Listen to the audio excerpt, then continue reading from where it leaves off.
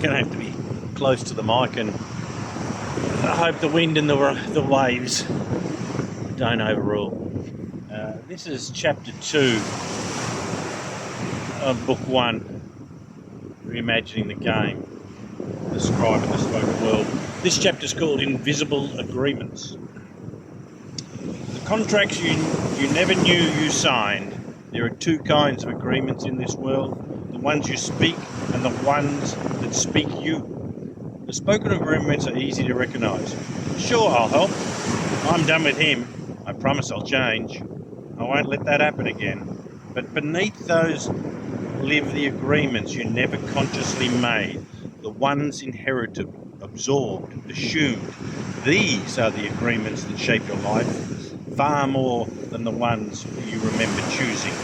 Invisible agreements, silent contracts, unconscious vows written not in ink but in experience. Every human carries them. Most never discover them, and yet they determine what you tolerate, what you pursue, what you sabotage, what you attract, what you fear, what you believe you deserve, what you believe is possible. Invisible agreements form the architecture of your identity, not destiny, not fate, not the universe deciding for you. Agreements. Where the first agreements formed. The earliest agreements are formed in moments you no longer recall. You fell and no one came. Agreement, I am alone. You succeeded and someone mocked you. Agreement, it's safer to stay small. You spoke your truth and were punished. Agreement, my voice is dangerous. You loved someone who didn't love you back. Agreement, I am easy to leave. You watched adults pretend they were fine. Agreement, we hide what hurts. None of these were spoken, none were negotiated, none were deliberate.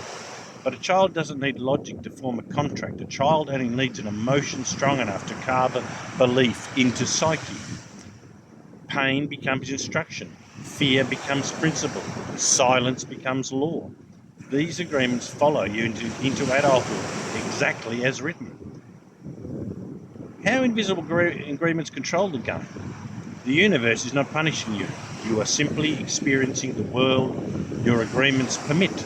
If you carry the vow, I am responsible for everyone, you will attract people who require saving. If you carry the vow, I am not enough, you will pursue situations that confirm it. If you carry the vow, love is loss, you will choose partners who cannot stay. If you carry the vow, good things don't last, you will find a way to end them. If you carry the vow, speaking my truth causes pain, you will swallow words that were meant to free you. Invisible agreements turn life into a closed circuit. The same patterns, the same outcomes, the same heartbreak, the same ceiling. The same loop disguised as bad luck or fate. Not fate, fulfillment of contract. Where agreements hide. Invisible agreements hide in your repeated complaints, your private doubts, your triggers, your patterns, your habits, your tone, your apologising, your procrastination, your refusal to be seen, your need for control, your fear of intimacy, your discomfort with success, your inability to receive praise. They hide in the phrases that slip from your mouth before you know you've said them. That's just who I am. Things never work out for me. I always attract the wrong ones. I ruin everything good. I am not meant for more. I don't want to be disappointed again. I prefer to stay low key. I'm better alone. Every one of these is an agreement masquerading as personality. The most dangerous agreements are noble. The agreements that ruin lives never sound like weakness. They sound like virtue. I can handle it. I don't need help. I don't want to bother anyone. I just want everyone else to be okay. I don't expect much. I can take the hit. These sound like strength, but they are not. They are agreements that drain you, age you, erode your boundaries, and keep you playing a role you were never meant to carry alone. The world rewards these agreements, but they are vows of self-abandonment.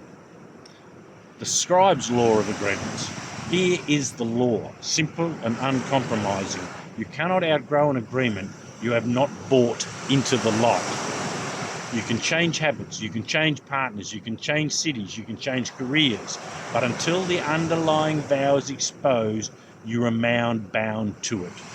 The scribe obeys the agreements you do not question. Not the universe, not karma, not destiny, your scribe, your inner record keeper, your transcriber, your lawmaker. The scribe holds every vow you ever made in emotion and fulfills it with precision until you revoke it. This is not punishment, this is consistency.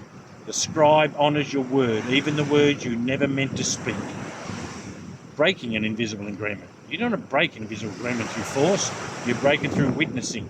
Awareness dissolves contracts faster than effort.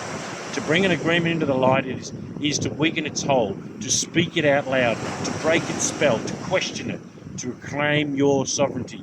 Breaking an agreement often sounds like, I see now where that vow began. That was never mine. I don't agree to this anymore. I release this contract. I choose differently now. That story ends here, and the scribe has been waiting patiently for decades, recognises the new decree. The old contract falls, the loop begins to unwind, a new reality opens. This is the power of spoken sovereignty. Closing the agreement loop. Most people think change requires willpower. It doesn't. Change requires agreement revision. Once you discover the vow beneath the pattern, your entire life begins to reconfigure around the new truth. Invisible agreements were never your enemy. They were your first attempts at survival.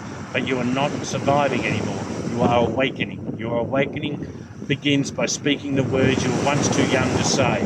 I release the agreements that were never mine. Speak it, mean it. Let the scribe record it. A new chapter begins the moment an old agreement ends.